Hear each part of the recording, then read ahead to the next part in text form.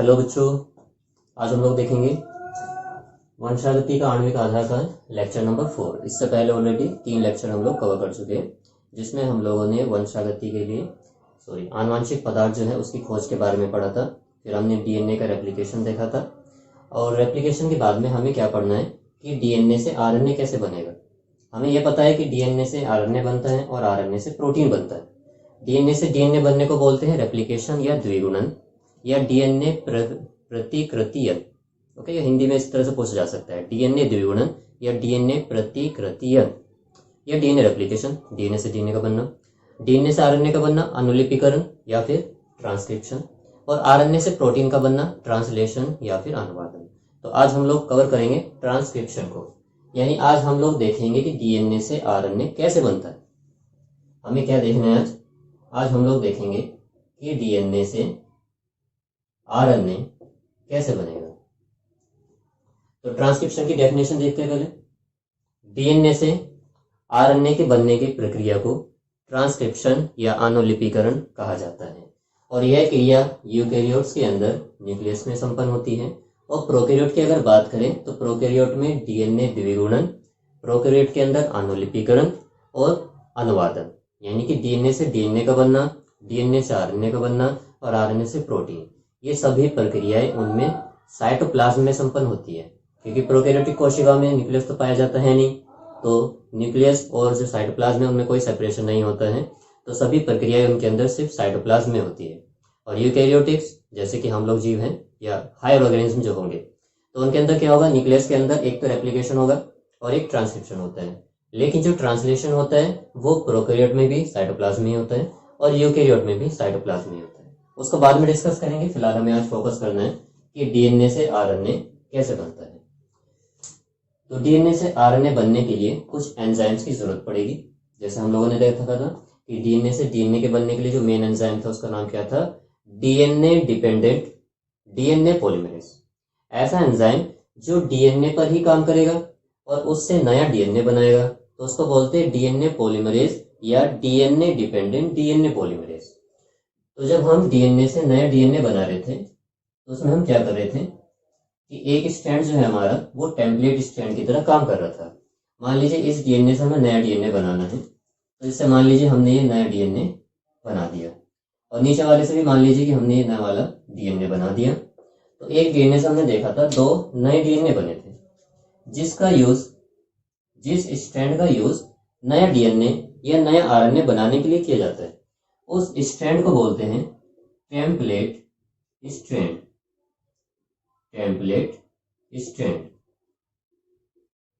Okay, वह strand जिसका प्रयोग डीएनए या फिर आरएनए बनाने में किया जाता है, या जिस पर आकर एंजाइम काम करता है और उसके सीक्वेंस को रीड करता चला जाता है और उससे डीएनए या आरएनए बनाते हैं, उसको बोलते हैं टेम्पलेट स्ट्रैंड। टेम्पलेट का हिंदी में मीनिंग देखें तो उसको बोलते हैं सांचा।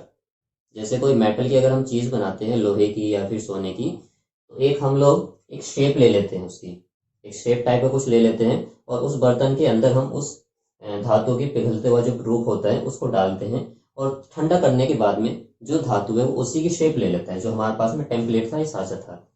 तो इसी तरह से जब भी डीएनए बनाना हो या आरएनए बनाना हो तो एक टेम्पलेट स्ट्रैंड जरूर होता है, जिससे नया डीएनए या आरएनए सिंथेसाइज किया जाता है। तो जब डीएनए बनता है, डीएनए से जब डीएनए बनता है तो पूरा डीएनए ही रेप्लिकेट किया जाता है।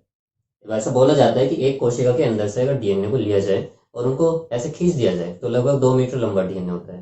तो जब डीएनए का रेप्लिकेशन होता है तो पूरे ही डीएनए का होगा। 2 मीटर लंबा है तो 2 मीटर लंबे का ही होगा। ऐसे नहीं कि एक पार्ट का हमने रेप्लिकेशन कर दिया और दूसरे वाले को ऐसे छोड़ दिया, नहीं, वो पूरा ही होता है एक साथ रेप्लिकेट। और ये कहाँ पर होता है, सेल डिवीजन के एस फेज में, जिसको बोलते हैं सिंथेटिक फेज। कोशिका विभाजन की एस प्रावस्था में डीएनए द्विगुणन होता है। इसको ध्यान रखना है आपको, नीट के पॉइंट ऑफ व्यू से भी और आपके बोर्ड के exams of point of view से भी। चलिए, लेकिन जब डीएनए से आरएनए बनाता है तो ये जरूरी नहीं कि एकदम से पूरा डीएनए लेकर ही उस पूरे डीएनए का ही आरएनए बना देंगे कि यहाँ पर हमारा कोई सीक्वेंस था उससे आरएनए बनाया, उसके बाद एक और सीक्वेंस है तुरंत उससे आरएनए बन गया। ऐसा नहीं होता है, क्योंकि ये डिपेंड करता है कि हमारी सेल की रिक्वायरमेंट क्या है। मान लीजिए हमारी किसी सेल में इंसुलिन प्रोटीन की जरूरत पड़ रही है, हमने ग्लूकोज बहुत ज़्यादा लिया डाइट में, कार्बोहाइड्रेट लिया, तो ग्लूकोज का लेवल ब्लड के अंदर बढ़ गया। अब हमको क्या चाहिए, ग्लूकोज के लेवल को नॉर्मल करना है। भाई ग्लूकोज का लेवल जो होता है बॉडी में वो कितना होता है, 80 to 120 मिलीग्राम पर डेसीलीटर, यानी 100 ml ब्लड के अंदर मिनिमम 80 मिलीग्राम ग्लूकोज होना चाहिए और मैक्सिमम 120 मिलीग्राम होना चाहिए।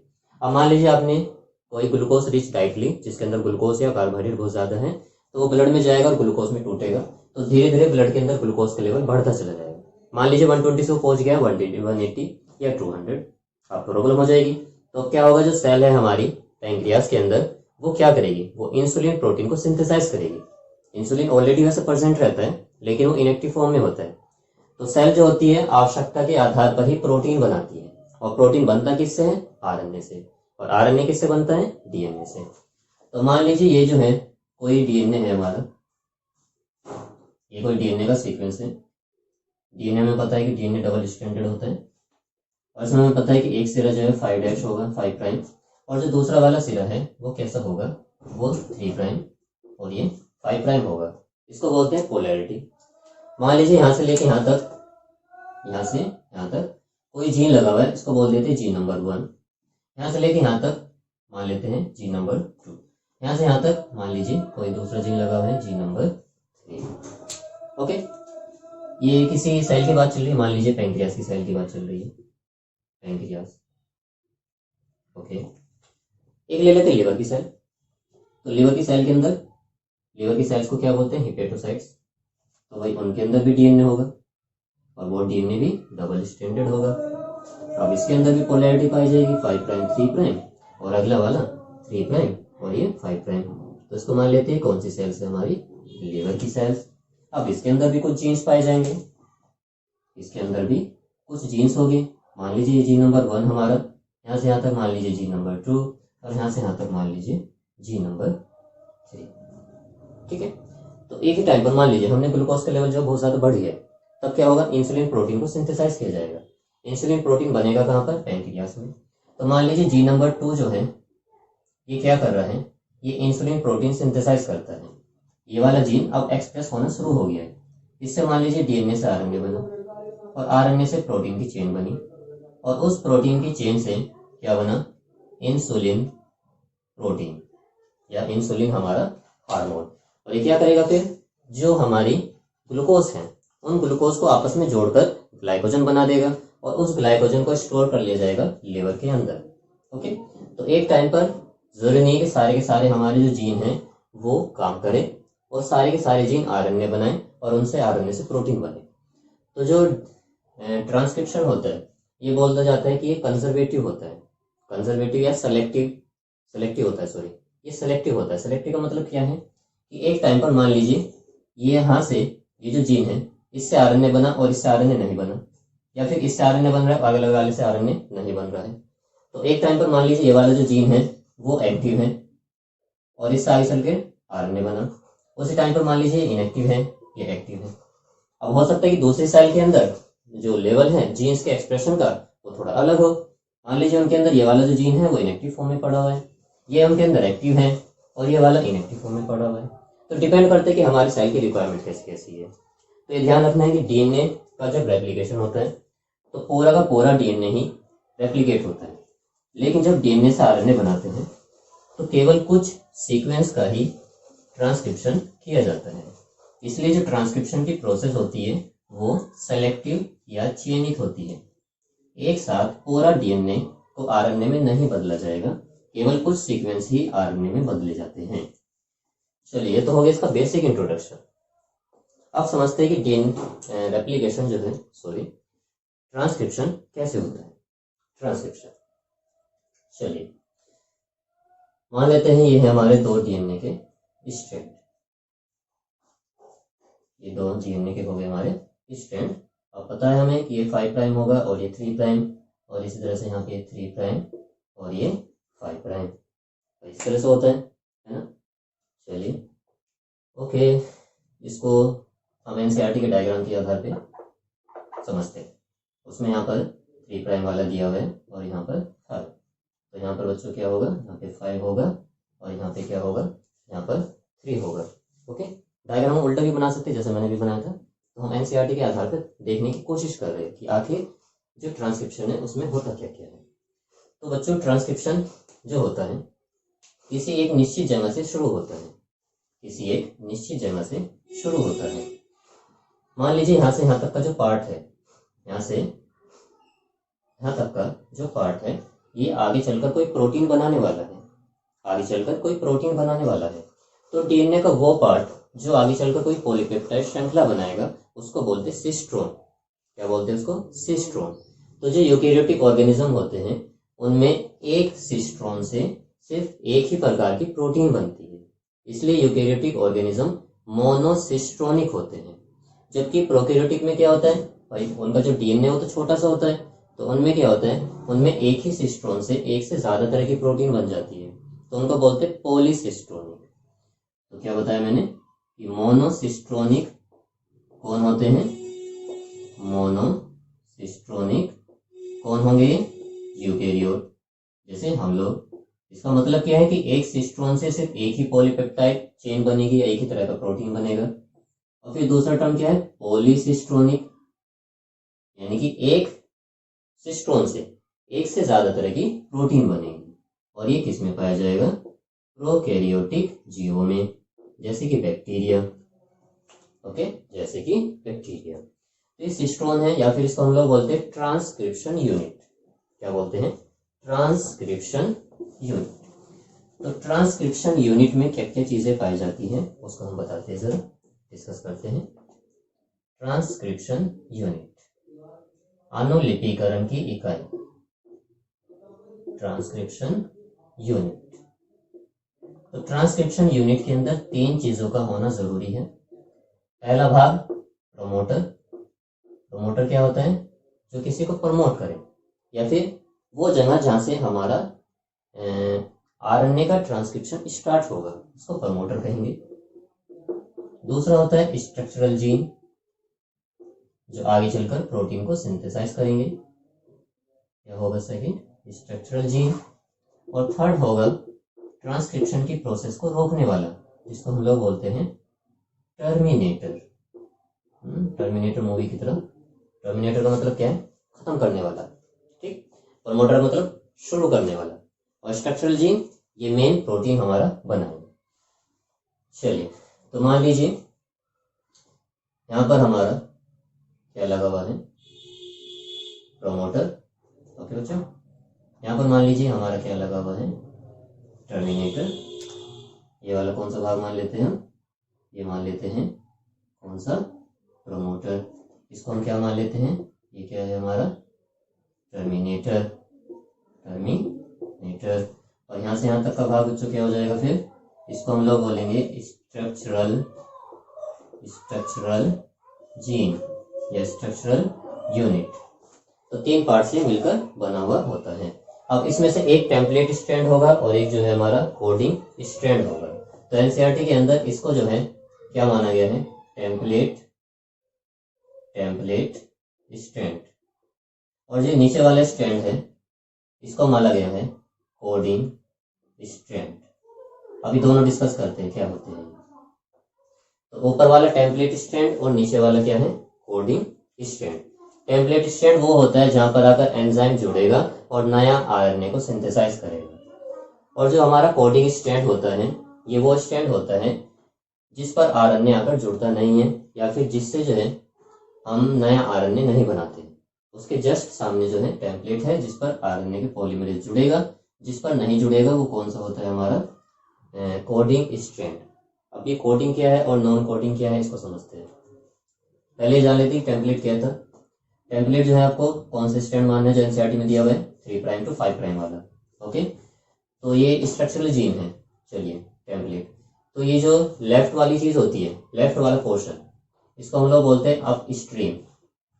ये कौन सा रीजन है? Up stream. और ये वाला कौन सा है? Down stream. तो राइट साइड वाला रीजन डाउन स्ट्रीम माना जाता है और लेफ्ट वाला रीजन अप स्ट्रीम माना जाता है।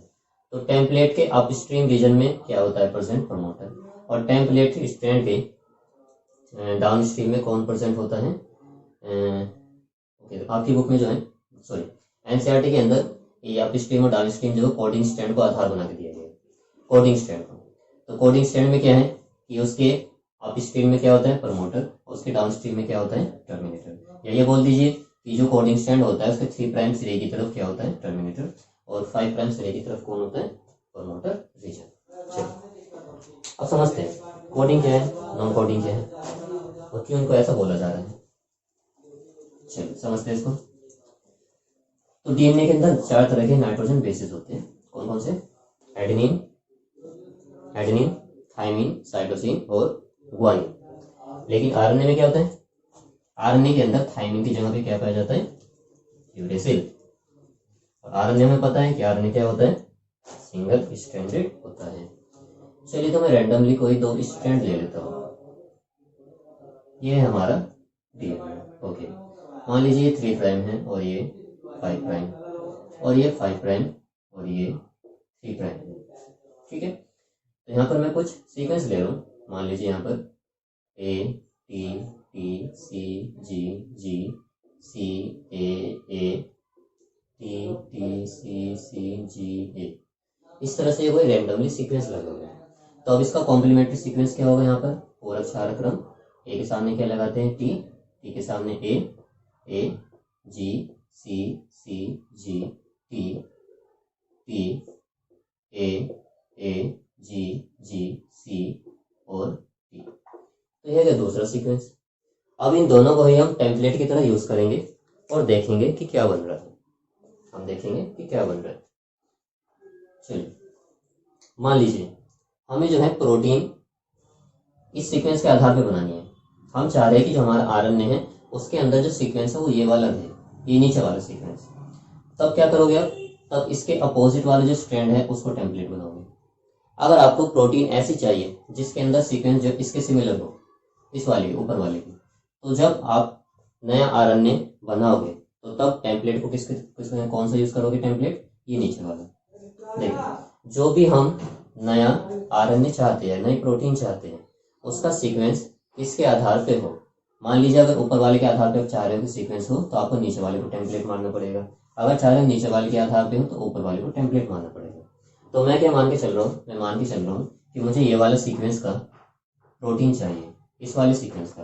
तब मैं क्या करूंगा? इसको जो है टेम्पलेट बनाऊंगा। किसको बनाना है? इसको। तो इसको अगर हम टेम्पलेट बनाते हैं बच्चों, इसको अगर टेम्पलेट बनाए तो इसका सीक्वेंस क्या बनेगा? सीक्वेंस क्या होगा इसका आरएनए का? यहाँ पे 3 प्राइम है तो आरएनए में यहाँ पे क्या होगा? 5 प्राइम और इस साइड में क्या होगा? 3 प्राइम। चलिए ए के सामने क्या आना चाहिए? टी, लेकिन आरएनए में टी नहीं होता है। आरएनए में क्या होता है? यू। तो यहाँ पे आप लिखोगे यू। फिर टी आ रहा है यहाँ पर तो ए, फिर उसके बाद ए जी, जी के बाद में सी फिर जी, और ए के सामने टी आना चाहिए था पर यू और फिर ए और फिर जी और सी यू। ये सीक्वेंस होगा आरएनए का। अब जरा इस सीक्वेंस को मैच करो जरा इससे, इसमें और इसमें आपको सिमिलरिटी दिखी? यहाँ पे देखिए, यहाँ पर थाइमिन है तो यहाँ पर यूरेसिल है, यहाँ पर फिर एडेनिन और यहाँ भी एडेनिन, फिर ग्वानिन, साइटोसिन, फिर ग्वानिन, फिर यूरेसिल, फिर एडेनिन। तो ये जो सीक्वेंस आपको मिलेगा उसके अंदर जो प्रोटीन बनाने के लक्षण होंगे वो किसके होंगे? इस वाले के। इसलिए इस स्ट्रैंड को हम लोग बोलते हैं कोडिंग स्ट्रैंड, क्योंकि जो आरएनए इंफॉर्मेशन लेकर जा रहा है वो इसी के लेकर जा रहा है, लेकिन टेम्पलेट वो किसको बना रहा है? ऊपर वाले को। तो मेरे ख्याल में आप लोगों को समझ में आ गया होगा कि टेम्पलेट क्या है और कोडिंग स्ट्रैंड क्या है। अब देखते हैं कि ट्रांसक्रिप्शन कैसे कैसे होता है। तो ट्रांसक्रिप्शन होता कहाँ? यूकेरियोट में, न्यूक्लियस के अंदर, और प्रोकैरियोट में साइटोप्लाज्म। तो उसके लिए कुछ एंजाइम की जरूरत होती है जिसको हम लोग बोलते हैं, क्या बोलते हैं? डीएनए डिपेंडेंट आरएनए पॉलीमरेज, ये सिंपली आरएनए पॉलीमरेज। तो प्रोकैरियोटिक जीवों के अंदर आरएनए पॉलीमरेज सिर्फ एक ही होता है, लेकिन जो यूकेरियोटिक जीव होते हैं उनमें आरएनए पॉलीमरेज 3 होते हैं। हम डिस्कस करेंगे अभी थोड़ी देर में। चलिए, तो इसके अंदर 3 प्रोसेस होते हैं। कौन कौन से? पहला होता है प्रारंभन, इनिशिएशन, प्रारंभन इनिशिएशन। दूसरा क्या होता है? दीर्घीकरण, इलोंगेशन, दीर्घीकरण या इलोंगेशन। और तीसरा क्या होता है? समापन या टर्मिनेशन। चलिए एक एक करके इनको देखते हैं। ये रहा हमारा डीएनए का sequence. Okay, double stranded DNA.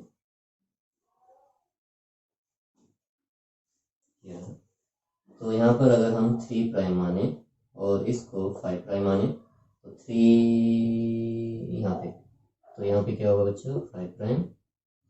चलिए थोड़ा सा इसको मॉडिफाई कर लेते हैं, ऐसे कर देते हैं। चलिए तो ये 5 प्राइम और ये क्या हो गया 3 प्राइम। ओके, तो इसमें मान लेते हैं कि यहाँ पर जो रीजन है हमारा, यहाँ पर वो कौन सा है, टर्मिनेटर रीजन। यहाँ ये वाला रीजन कौन सा है, टर्मिनेटर रीजन।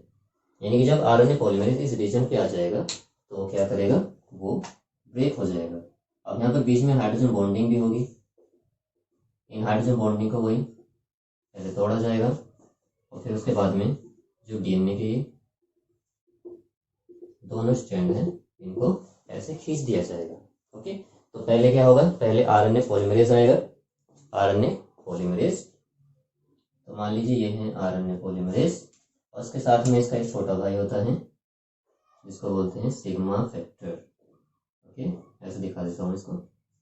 ये आरएनए पॉलीमरेज है ब्लैक वाला और इसके साथ में क्या है, सिग्मा फैक्टर। ये क्या है, आरएनए पॉलीमरेज और ये क्या है इसका छोटा भाई सिग्मा फैक्टर। तो आरएनए पॉलीमरेज जाकर जुड़ेगा कहाँ पर, प्रमोटर पर। प्रमोटर पर जुड़ने में हेल्प कौन करेगा, सिग्मा फैक्टर। सिग्मा फैक्टर के बिना आरएनए पॉलीमरेज कुछ नहीं कर सकता है। जब तक इसका छोटा भाई नहीं होगा तब तक ये बेचारा कुछ नहीं करेगा। अब सिग्मा फैक्टर जैसे जुड़ जाएगा आरएनए पॉलीमरेज एक्टिव हो जाएगा।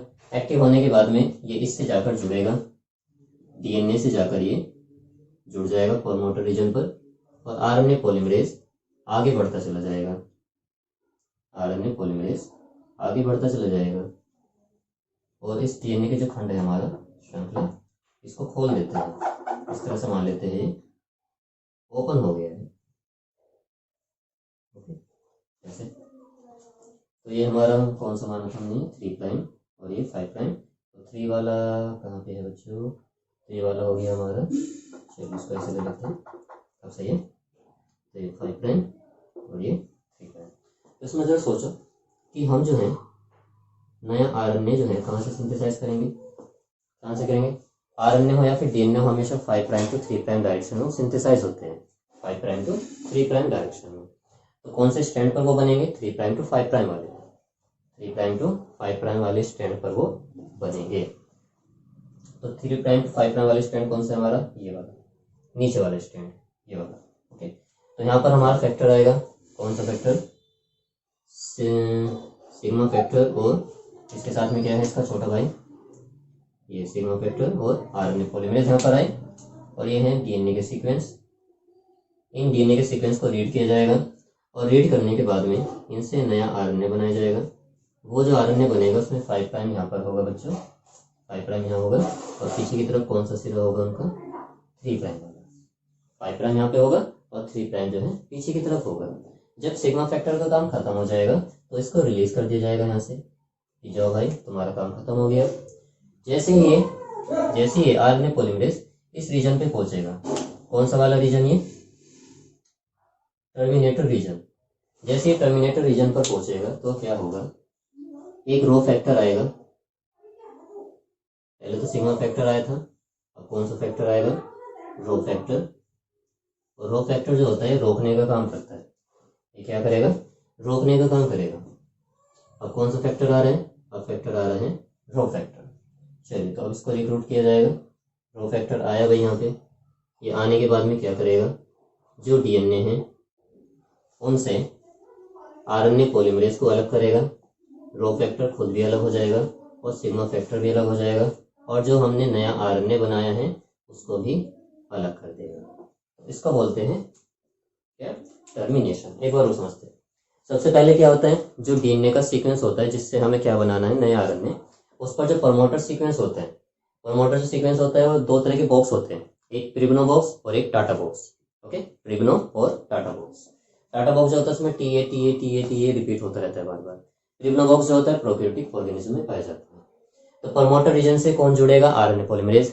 जुड़ने में हेल्प कौन करेगा? Sigma factor. सिग्मा फैक्टर के बिना आरएनए पॉलीमरेज कुछ नहीं कर पाएगा।